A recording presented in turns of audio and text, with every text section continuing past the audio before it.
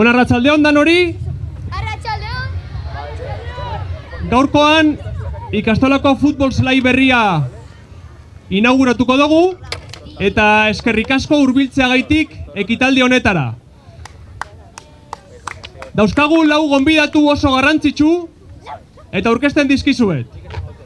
Unaia Tristain, ikastolako presidentea.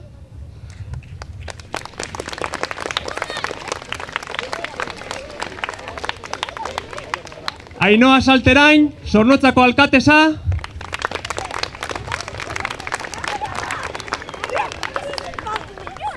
Jonmi, ikastolako ikasle ohia eta Eibarreko porteroa. Eta Maite Zubieta, ikastolako ikasle ohia ere bai, eta Atletikeko jokalaria.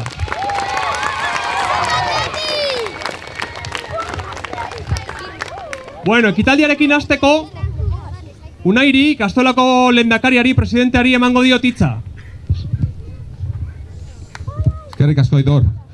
Bueno, bazan garaia, enai luzatuko, Hemen gaude, hor dau Zubieta dago gure zelaiaren magalean. Zubieta bai dala futbol munduan izen polita. Baina, bueno, burura etortzen zait, Albert Camus idazlea, frantziarrak. Berak esaten zuen, futbola dala, beraritzat izan zala, eskola bat bezala. Jatorri desberdinako, lankideak eta lagunak izateko eskola bat. Besterik ez nahi luzatuko eta bakarrik beste ekimen bat da ikastolako garapen planean. Eta hori orain ematen diot alkatesari hitzaz. Arratsaldeon guztioi. Posez betetzen nau gaur hemen egoteak futbol zelai berri honen inaugurazioan. Horrelako azpiegiturak funtsezkoak direlako gure gazteen garapen eta ongizate pertsonalerako.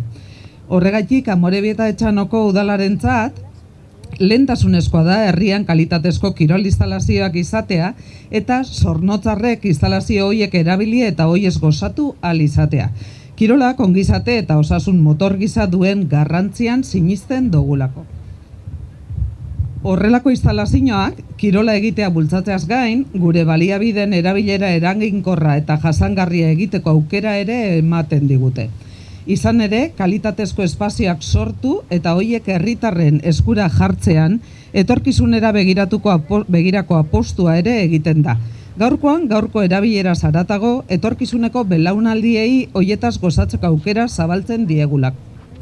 Amorebieta Etxanoko biztanle guztiek horrelako instalazioez gozatzeko aukera izatea nahi dugu. Ohitura osasungarriak bultzatzen dituelako eta esfortzua, lankidetza eta errespetua bezalako funtsezko balioak sustatzen dituelako. Udalaren konpromisoa da aipatutako balio horiek sendotzen dituzten horrelako proiektuak babesten jarraitzea. Bat egiten dugu beraz, hemen esan danarekin. Kirola jarduera fisikoa baino askoz gehiagoa delako. Osasun eta ongizatea batzen dituen bizimodu bat baita. Ziur nago, futbol zelai hau leku garrantzitsua izango dala gure gazte kirola egin eta bereziki kirola egiteaz gozatzen jarraitzeko. Eskerrik asko danoi. Eskerrik asko nahi, eskerrik asko Ainhoa. Eta orain Jonmiri eta Maiteri galdera bana egingo diet. Jonmi, zuretzat kirolak, futbolak, ze balio erakutsi dizkizu bizitzarako? Bueno, arratsaldeon danoi.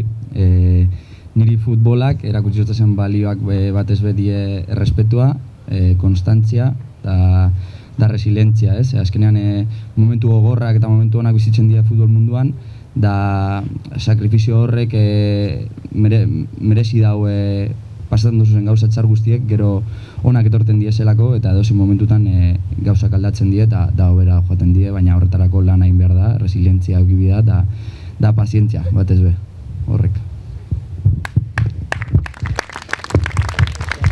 Eskerrik asko.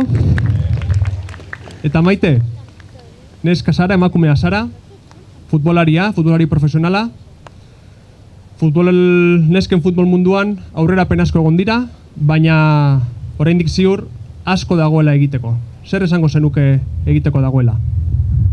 Apa, arratsaldeon be bai. Bueno, nik uste oto niño konfiantza gehiago eman behar euskula, generalien munduak, azkenien bai telebistan eta uste oto niño ez galera asko agertzen, eta bueno, batez ere motie jendeari aukera guk ikusteko, eta hori, azkenien futbola emakumezkoa berdina dela eta aukera gehiago aukitzea.